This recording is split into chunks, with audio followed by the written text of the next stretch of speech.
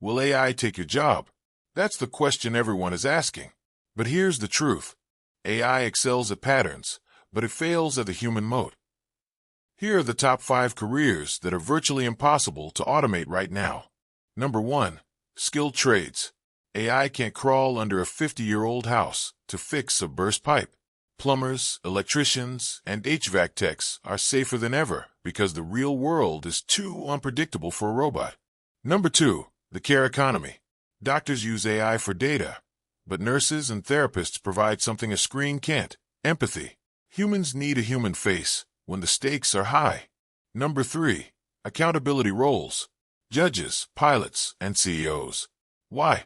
Because society requires a person to be legally and morally responsible for big decisions. An algorithm can't go to jail. Number 4. High-end craft. AI can copy, but it doesn't have taste. Luxury chefs and artisans are thriving because people are willing to pay a premium for human-made authenticity. Number 5. The AI orchestrator.